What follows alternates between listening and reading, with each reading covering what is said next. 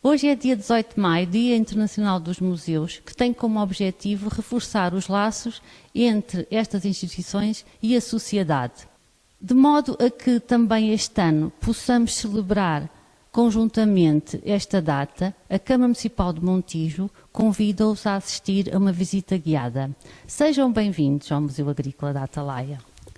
O Museu Agrícola da Atalaia está instalado numa antiga quinta agrícola, então denominada Quinta Nova da Atalaia, onde se produzia sobretudo produtos hortícolas, frutas, vinho, aguardente e azeite. Vestígios da construção primitiva fazem remontar a origem desta propriedade agrícola ao século XVIII.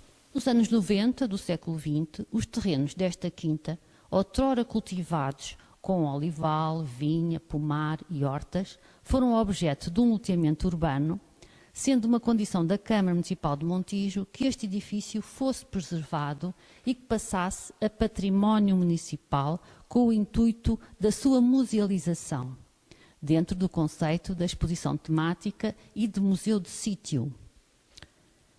O Museu Agrícola da Atalaia abriu ao público em 1997, com requalificação em 2009, o que tem permitido a preservação da história e a transmissão da memória do que foi uma quinta agrícola.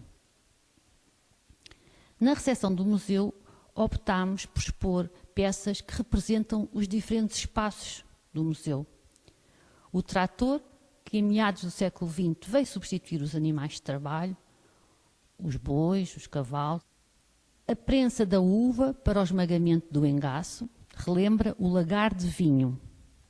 O alambique, para a produção da aguardente, evoca a destilaria. A bomba de trasfega, para transferir o vinho de um recipiente para o outro, evoca a adega. E o filtro de azeite relembra o lagar de azeite. Nesta sala de exposição permanente, intitulada As Atividades Agrícolas na Quinta Nova da Atalaia, são muitos os instrumentos de trabalho que se podem ver de perto. Foram utilizados ao longo de muitos anos pelas pessoas que aqui trabalharam os campos. É um conjunto de alfaias agrícolas utilizadas na mobilização da terra até à produção do azeite e do vinho, atividades económicas importantes para o concelho de Montijo. Podemos observar o arado, a grade, o lambeche, o trilho, as enxadas, as talhas e medidas do azeite, os instrumentos de proteção e tratamento da vinha, os transportes de tração animal, como o carro de bois e a carroça, e objetos relativos à vida doméstica camponesa. Foi feito um levantamento do património rural, junto das 5 freguesias do Montijo, e foram doadas por particulares as peças ao museu. A visita a este lagar de vinho permite conhecer, para além da arquitetura rural própria deste tipo de atividade, o processo de produção do vinho de forma tradicional. Os lagares são locais onde se pisam frutos para separar a sua parte líquida da massa sólida. Este lagar, particularmente, é constituído por lagariças, um esmagador de uvas, uma prensa hidráulica, uma bomba de trasfega e 4 tanques de cimento para fermentação. Ora, no tempo da vindima, em agosto ou setembro, abriam-se as 3 janelas do lagar para que os trabalhadores da quinta, que conduziam as carroças carregadas com os cestos das uvas, pudessem colocá-las nas lagariças. Vertidas as uvas nas lagariças, um conjunto de 15 a 20 homens procediam ao esmagamento das uvas com os pés. Às mulheres não era permitida a entrada no lagar de vinho, porque havia o mito que o período fazia parar a fermentação alcoólica. O sumo da uva escorria para esta lagariça inferior, o que restava no fundo das lagariças, os engaços, eram colocados na prensa para que fossem espremidos e assim separar melhor a parte líquida do fruto da massa sólida. No lagar de vinho era produzido o vinho corrente. O vinho de melhor qualidade era envelhecido nos tonéis da adega. Os tonéis em carvalho enriqueciam a bebida com novos componentes, agregando aromas e taninos.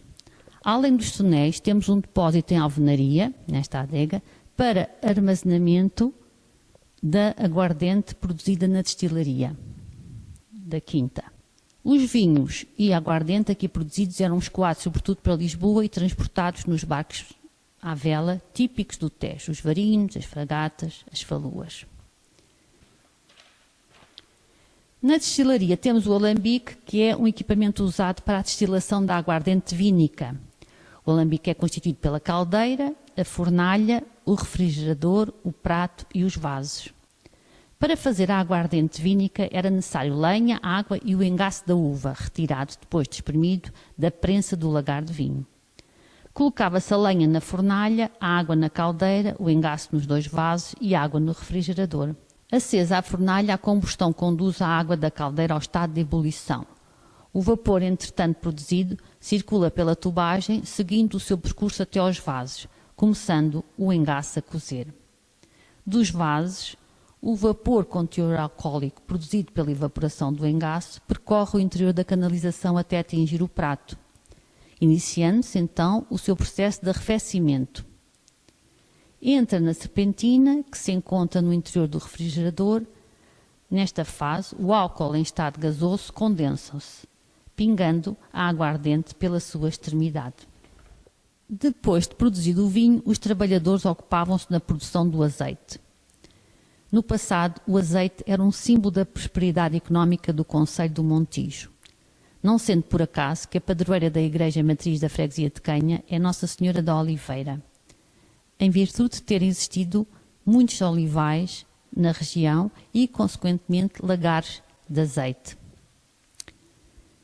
Estamos em presença de um lagar de azeite mecânico da primeira metade do século XX, que chegou até nós em bom estado de conservação, podendo funcionar para mostrar o processo de produção do azeite. Inicialmente o lagar era movido por um motor a gasóleo, mais tarde foi substituído por um a eletricidade. Este lagar é constituído por um moinho de azeitona com 2 galgas cilíndricas, 2 prensas, equipamentos e utensílios utilizados no fabrico do azeite. Nos lagares de azeite, as pedras do moinho de azeitona designam-se por galgas, por estarem na vertical. Como todos sabemos, as pedras dos moinhos de vento e de maré estão na horizontal e são designadas por mós. Bom, a azeitona, uma vez chegada ao lagar, era submetida a várias operações: a limpeza, a moenda, a prensagem e a decantação. A limpeza abrangia as operações de escolha e lavagem da azeitona. Depois passava-se à fase da moenda, onde o fruto era colocado dentro do moinho de galgas e a azeitona era esmagada e transformada numa massa.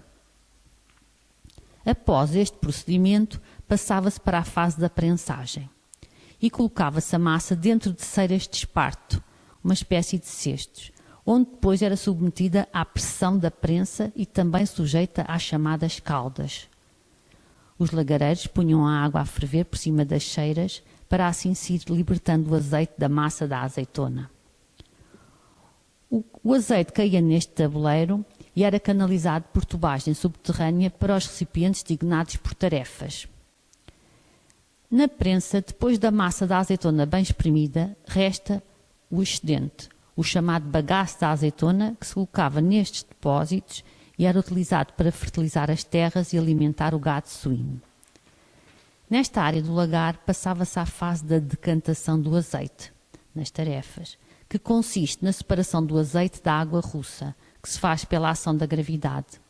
O azeite é mais leve e fica à superfície, e por baixo a água russa. Decantado o azeite, era armazenado em talhas e comercializado. Terminamos esta visita com uma importante doação ao museu feita pelo Sr. Patrick Yvette.